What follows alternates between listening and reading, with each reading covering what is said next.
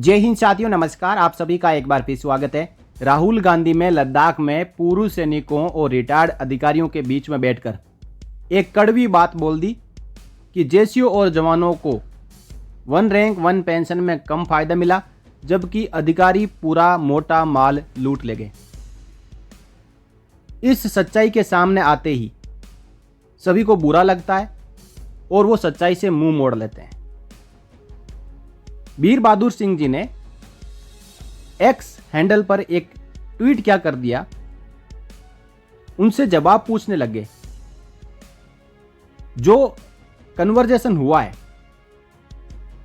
X handle पर, जिसे पहले ट्विटर कहते थे, एक्स हैंडल पर जो कन्वर्जेशन हुआ है उसमें वीर बहादुर सिंह जी को घेर लिया, क्योंकि उन्होंने सच्चाई कह दी। उन्होंने कहा वेरी करेक्ट, यानी किसी एक ट्वीट के जवाब में इन्होंने कहा कि बिल्कुल सही है, कम सैलरी कम सुविधा, एम्प्लॉयमेंट और री एम्प्लॉयमेंट एवेन्यू बिल्कुल कम, कुछ वर्षों की सेवा इसलिए लेस सेविंग, और अब वन रैंक वन पेंशन में धोखा, जवान दूसरे दर्जे का नागरिक बना रखा है जवानों को।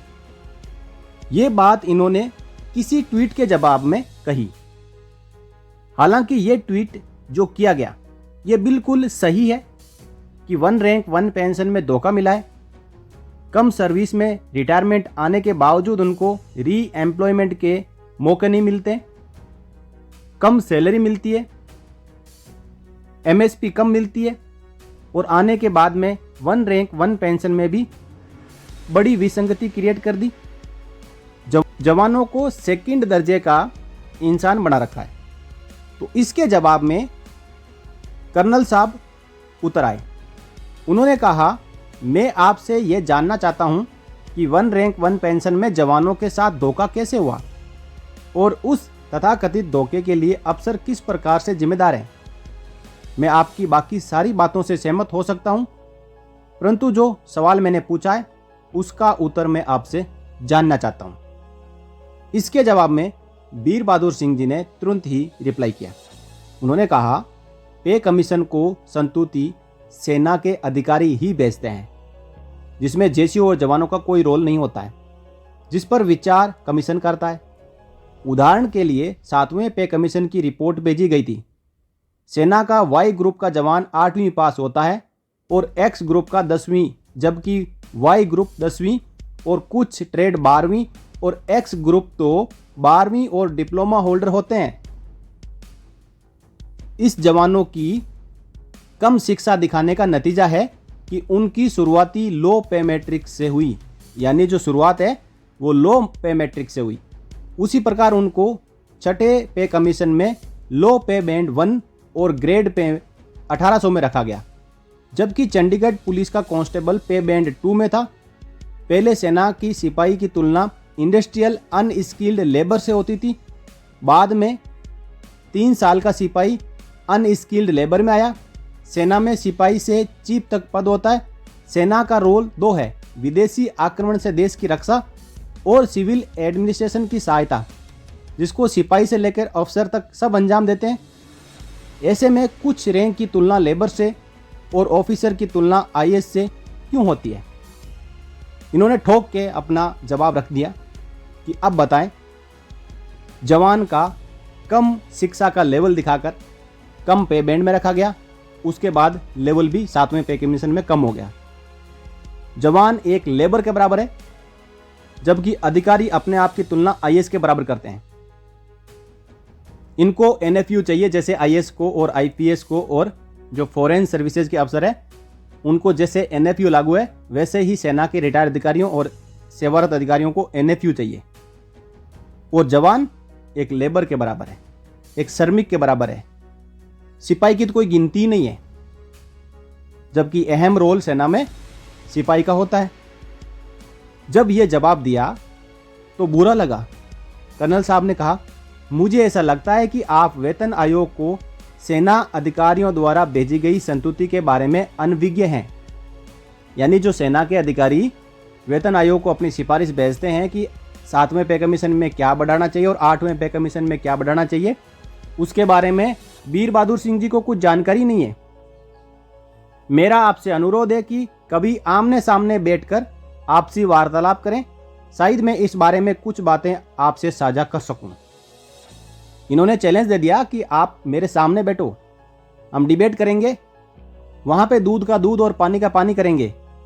वीर बहादुर सिंह जी को कुछ पता नहीं है और वही जो पता नहीं है उसके बारे में कर्नल मुकुल साहब उनको समझाएंगे। तो वीर बहादुर सिंह जी ने वापस पलट के जवाब दिया कि सारे पे कमीशन की रिपोर्ट है और कई की डीजीएल इंक्लूडिंग डीजीएल ऑफ OROP 1 और OROP 2 की रिपोर्ट है। तो मुकुल साहब कह रहे हैं हम संतुति की बात कर रहे हैं, यानी जो सेना के अधिकारी पे कमीशन को अपनी सिफारिशें भेजते हैं उनकी बात कर रहे हैं। तो वीर बहादुर सिंह जी ने कहा छठे पे कमीशन के दौरान तीनों सेना प्रमुखों ने यह कहा था कि हम पे लेवल से खुश हैं, यानी जो पे स्केल छठे पे कमीशन में मिला था उससे खुश है। छठे पे कमीशन में अधिकारियों की पे और पेंशन में भरमार बढ़ोतरी हुई बजाय की जेसीओ और जवानों के। और आगे कहा हम 6th CPC तभी लेंगे जब सरकार 3 मांगे मान लेगी। यानी उन्होंने छठे पे कमीशन में जो भी रिकमेंडेशन और रिपोर्ट आई उसको पढ़ने के बाद सेना के अधिकारियों ने कहा कि हम बिल्कुल खुश हैं, लेकिन हमारी 3 मांगे और है। पहली कौन सी? लेफ्टिनेंट कर्नल को पे बैंड 3 से 4 में शिफ्ट करना। दूसरा, मेजर जनरल और लेफ्टिनेंट जनरल पेंशन निर्धारण में MSP शामिल करना। और तीसरा, जेसीओ जवानों को 70% पे का पेंशन देना। अब इनको पता था कि जेसीओ जवानों को जो 1973 में 50% पेंशन कर दिया था घटाकर, उसको सरकार वापस तो नहीं कर सकती।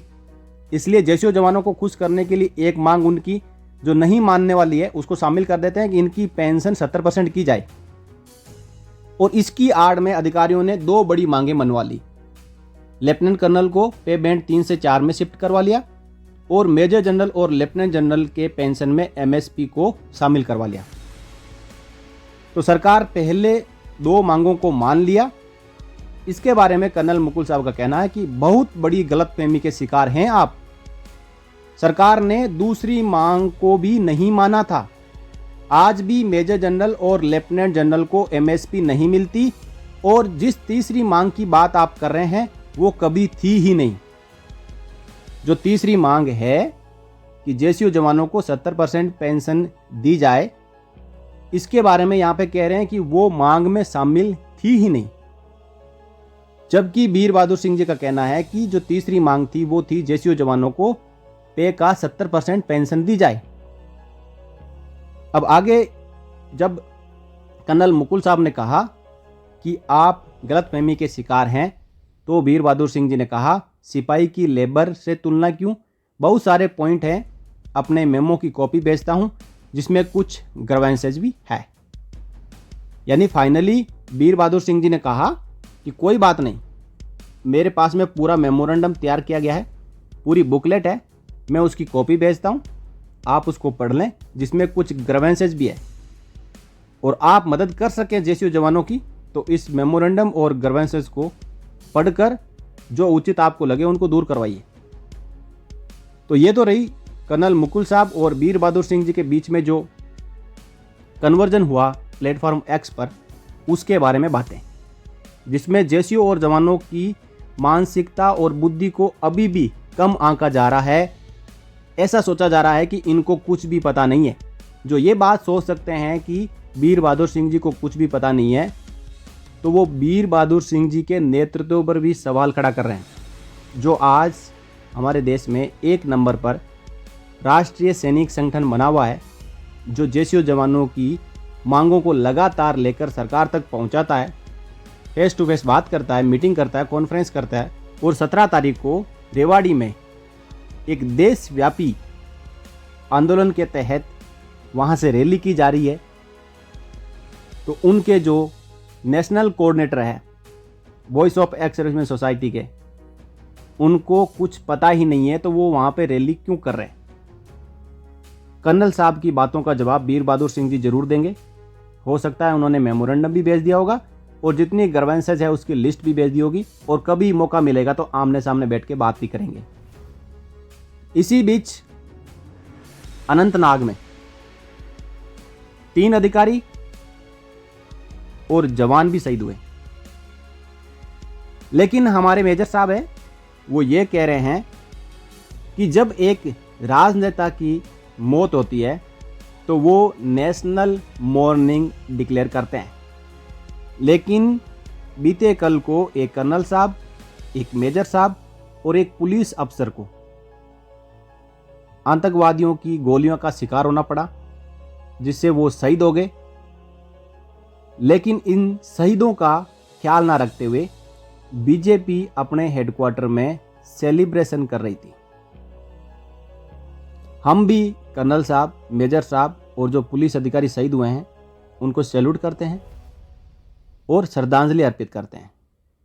लेकिन जो मेजर साहब ने यहाँ पे एक सिपाही है जो कि जिसको कि अनस्किल्ड लेबर में रखा जाता है, उस सिपाही का कहीं नाम नहीं लिया। क्या वो सिपाही शहीद नहीं हुआ, वो मरा है और बाकी शहीद हुए हैं? क्या उसकी आत्मा अभी भी उसकी बॉडी में है? This is disappointing and very disturbing. Are our soldiers lesser mortals? यानी हमारे जो सैनिक शहीद होते हैं उनकी जान की कोई कीमत नहीं है? तो यहाँ पे सिपाही को श्रद्धांजलि ना देने के कारण, सिपाही को याद ना देने के कारण वीर बहादुर सिंह जी ने एक कटाक्ष कर दिया, सीधा सवाल किया। एक साधारण सैनिक जो अदर रैंक है वो भी शहीद हुए हैं, उनका आपने जिक्र नहीं किया। उनकी भी शहादत किसी से कम नहीं है। समझदार के लिए इतनी बात बहुत है कि आप सिपाही को शहीद नहीं मानते हैं। सिपाही भी वहाँ पे शहीद हुआ है और एक आर्मी का डॉग भी शहीद हुआ है। क्या उनका इस मुठभेड़ में कोई योगदान नहीं है? क्या उनको गलती से गोली लगी है? क्या वो जंगलों में लड़ाई के लिए नहीं गए? मानसिकता इतनी दबी हुई है कि सिपाही को कुछ मानते ही नहीं है, जबकि एक मजबूत कड़ी होती है जो सेना की, वो सिपाही होता है। सिपाही ही किसी अधिकारी को बिठा के युद्ध के मैदान में ले जाता है, सिपाही ही उनको ऑफिस में ले जाता है, सिपाही ही उनकी सेवा करता है, सिपाही ही उनके वेपन संभालता है, सिपाही ही उनके बीपीजे और पटका को संभालता है। लेकिन सिपाही की कोई अहमियत नहीं है कि जो राजौरी और अनंतनाग एनकाउंटर में सिपाही शहीद हुए हैं उनको सब भूल गए हैं। यहाँ तक कि जो मीडिया है वो भी भूल चुकी है। लेकिन हमारी तरफ से, इस चैनल की ओर से सभी शहीदों को, यहाँ पे कर्नल साहब, मेजर साहब, डीएसपी साहब नाम लेने की आवश्यकता नहीं है, सभी पांचों शहीदों को अश्रुपूर्ण श्रद्धांजलि। अब आपका इस वीडियो में कही गई बातों के बारे में क्या विचार है, क्या राय है? आप अपनी राय कमेंट बॉक्स में रख सकते हैं। कृपया इस वीडियो को लाइक करें और ज़्यादा से ज़्यादा शेयर करें और चैनल को सब्सक्राइब कर सकते हैं। जय Hind. For more updates, subscribe to our channel and enjoy watching the videos.